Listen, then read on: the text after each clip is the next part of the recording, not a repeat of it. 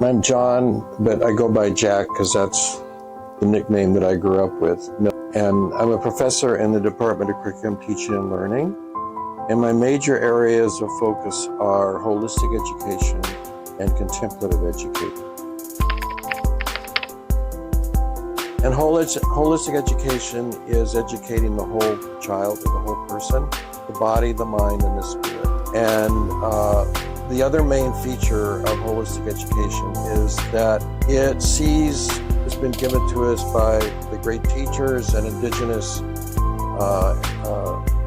peoples, that everything is, and the ecologists as well, as everything is deeply interdependent and interconnected at every level of the universe and of the earth. And so it's helping students see that they live in an interconnected world, and that awareness is really, really important as they develop, and not seeing themselves as separate and isolated. Yeah, well, I've written a book called The Holistic Curriculum that was published in 1988, and since then there have been 3 more editions of that book. But basically the book focuses on connections. If everything is so, it focuses on 6 different connections and getting students to see themselves in those connections. So like again, one connection is the earth, how we can be connected to the earth. And again, there should be opportunities for the student to actually have experiences with the earth, not just reading about how we have climate change and all of that, but actually have experiences with the earth. Another connection is connecting the subjects, seeing how the subjects are related to one another, and not just like these separate, because at some level, all knowledge is interconnected. So that's another connection is connecting analytic thinking and intuitive. Generally, in the schools, the focus has been more logical thinking, whereas whole brain thinking brings in the intuition.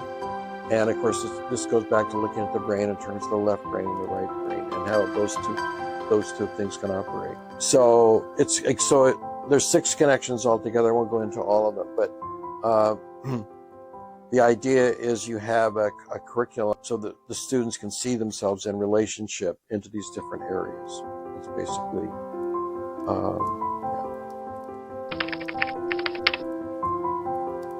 Well, I think it can't just be working on education alone. There has to be societal change where people think more holistically. And one of the things that's happened in the last 20 years is that people use the word holistic in a variety of situations. Like when I first started in this area, the only word that it was most associated with medicine, holistic medicine, or holistic health. But now the holistic approaches are used in business and a variety of environments. But there has to be a change in consciousness in the society, where people are thinking more interdependent. So that's really so educators need to work in harmony with other people in society to kind of, again, encourage this vision of working together to build a better society and a better world. Wishing you the best and encouraging people to think alternatively about education.